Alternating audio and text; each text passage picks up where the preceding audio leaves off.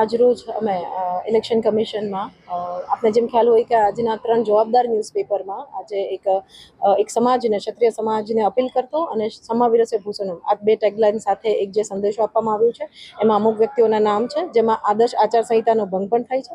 એ માટે અમે ધ્યાન દોરવા માટે અને રજૂઆત કરતા ચૂંટણી પંચમાં આવેલા હતા કે તમે જ્ઞાતિ, જાતિ, ધર્મના નામે મંદિર અને કોઈ પણ ઓલાના નામે ન કરી શકાય. એટલે આમાં કોઈક ને કોઈક એક પાર્ટી પોતાના વ્યક્તિગત અથવા પાર્ટીના સ્વાર્થ માટે એક સમાજને ગુમરાહ કરવો અને આદર્શ આચારસંહિતાનો ભંગ પણ કરવાનો જે અમારા ધ્યાનમાં આવ્યું છે તેની રજૂઆત માટે અમે આવેલા છે.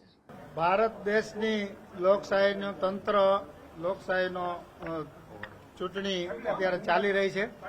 આવતીકાલે ગુજરાતમાં મતદાન છે. એના એક દિવસ પહેલા જ આજના ન્યૂઝપેપરમાં એક જાહેરાત આવી છે. સમા વિરસ્ય ભૂષણમ એમ કરીને એક જાહેરાત આવી છે. એક બહુ એમ કે આચારસંહિતાનો સીધો ભંગ છે. એના માટે અમે કલેક્ટર સાહેબને રજૂઆત કરવા આવ્યા હતા કે ભાઈ પીપલ્સ રિપ્રેઝેન્ટેશન એક્ટનો પણ ભંગ છે અને આ રીતે આચારસંહિતાના ધજિયા ઉડાય અને એ કોના ઇશારે થઈ રહ્યું છે એ પણ તપાસ ચૂંટણી પંચ કરે એવી અમારી વિનંતી છે. આનાથી જેમાં શબ્દો લખ્યા છે એ બહુ જ ખરાબ શબ્દોનો ઉપયોગ થયો છે.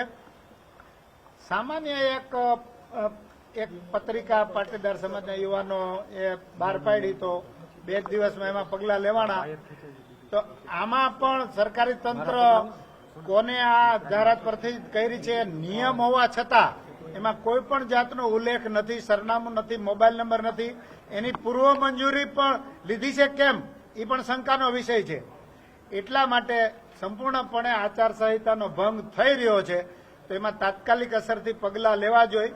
આમાં ક્ષત્રિય સમાજમાં બહુ આનો રોષ છે, જે રીતે ભાષાનો ઉપયોગ થઈ રહ્યો છે એ રીતે.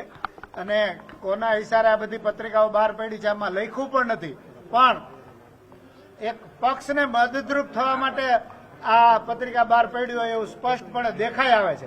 તો એનો ખર્ચ પણ કોણ આપવાનું છે એ જાતનો પણ કોઈ ઉલ્લેખ નથી. એટલે બહુ જ ખોટી કાર્યવાહી થઈ રહી છે.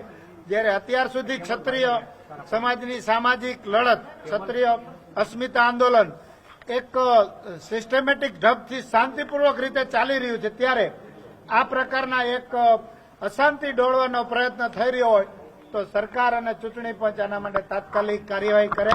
એ બધાના હિતમાં છે, પ્રજાના હિતમાં છે. શાંતિપૂર્ણ મતદાન થાય એના માટે પણ એ જરૂરી છે.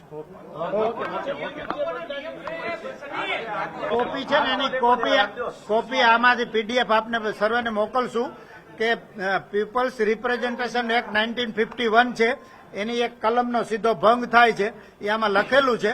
એટલે એ સંપૂર્ણપણે મોડર કોડ ઓફ કન્ડક્ટનો ભંગ છે. ના, એ પોલીસ એને પોતે એની મેળે જ આનો એક્શન લેવાના હોય છે. આગલી પત્રિકામાં લીધા તો આમાં પણ એને જ લેવાના હોય ને એક્શન. અમે આપના માધ્યમથી સરકારશ્રીને અને તંત્રને એક વાત કહેવા ઈચ્છીએ છીએ કે આ એક ખૂબ ગંભીર બાબત છે અને પત્રની અંદર ખૂબ નબળા શબ્દો ઉપયોગમાં આવ્યા છે.